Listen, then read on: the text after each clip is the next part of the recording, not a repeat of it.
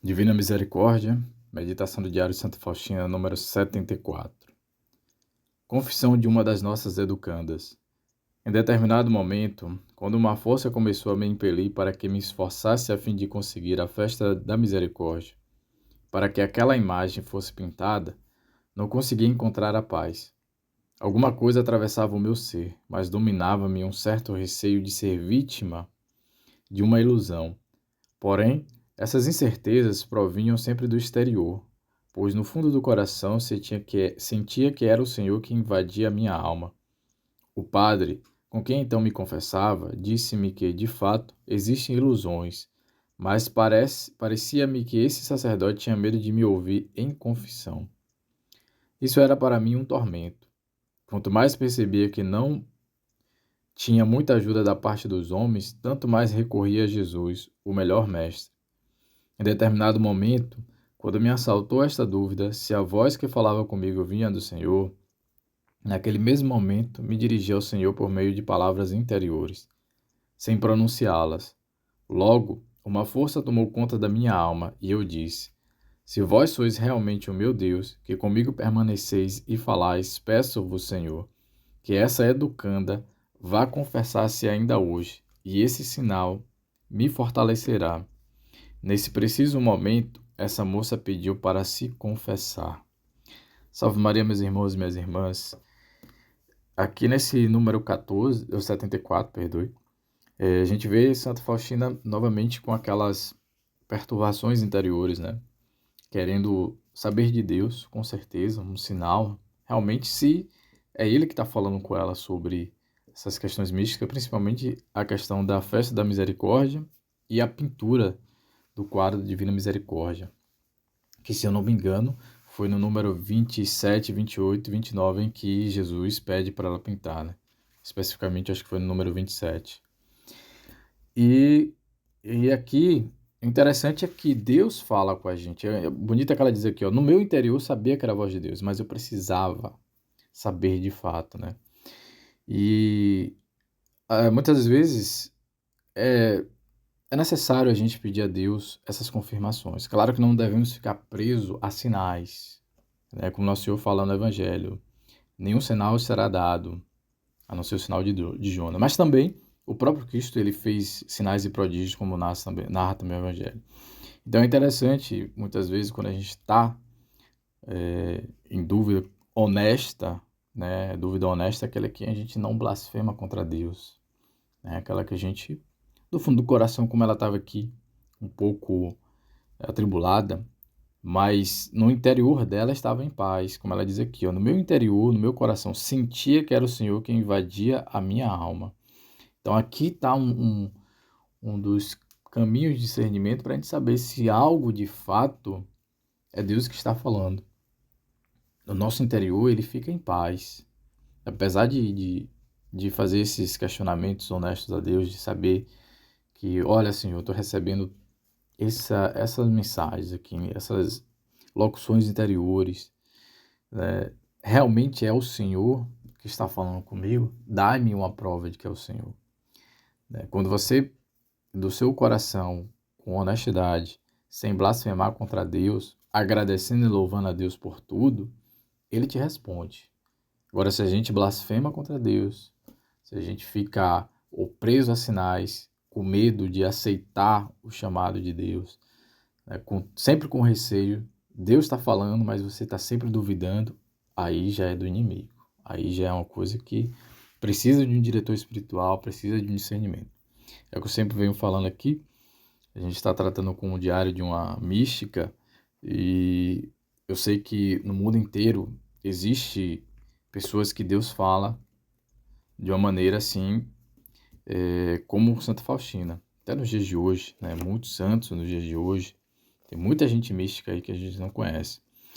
E o interessante é como Santa Faustina sempre fala aqui, já falou em outros números, não lembro quais foram os outros números, mas que ela diz que é importante buscar um direcionamento para essas almas que têm essa intimidade com Deus. E o próprio Frei André, se não me engano, que é o que sempre confessa a ela, e que ela pediu ao Frei muitas vezes em outros números passados, que nós já lemos aqui, para ordenar que parasse essas locuções interiores, né? Essas visões que ela tinha. E o Frei disse: eu não vou parar, porque não vou pedir, porque possa ser que Deus realmente esteja querendo fazer da senhora um instrumento da graça de Deus muito grande. E o Frei fala com ela, né, para ela buscar realmente um diretor espiritual, porque essas almas precisam, né, precisam de um diretor espiritual. E interessante que aqui, ó, ela vai para um padre, conversa com o padre, um dos grandes, se você leu a vida dos santos que são místicos, por exemplo, Santa Gemma Galgani, Santa Faustina, Santa Francisca Romana, muitos dos santos, eles têm esse embate aqui, ó, com alguns sacerdotes que não estão preparados, como Santa Faustina já se queixou muito aqui, de lidar com almas muito sensíveis, de almas que recebem esses dons, essas graças de Deus, né? Esses dons de profecia, dons de visões, né? Que tem um contato direto com Deus.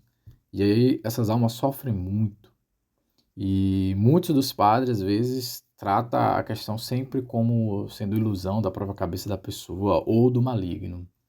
É óbvio que o primeiro passo é interessante ser um pouco cético, mas não é um ceticismo de querer menosprezar, né, o que aquela alma está fazendo. Muitos fazem isso aqui, né, de menosprezo àquela alma, de rebaixar, né, aquela alma e tratar simplesmente como uma coisa da sua cabeça ou apenas do demônio, né? Então, um padre com cautela, ele não vai logo de cara quando você apresenta algo desse tipo aí, ele não vai logo de cara acreditar também que não devemos dessa forma, mas também não devemos demonstrar desprezo. Vamos acolher, né, como um sacerdote sábio vai acolher, vai rezar e vai pedindo direcionamento a Deus para poder ir guiando aquela alma, né? E aí com os frutos é que vai se confirmando. É o que acontece aqui com Santa Faustina. Olha aqui, qual foi que ela pediu ao Nosso Senhor?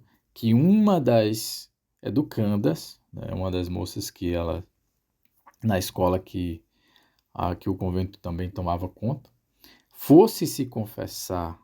Provavelmente ela não estava um bom tempo sem se confessar, né? Aqui não narra, mas dá a deduzir isso aqui, ó. Se vós realmente, ó meu Deus, que comigo permaneceis e falais, peço-vos, Senhor, que essa educanda vá confessar-se ainda hoje, e esse sinal me fortalecerá.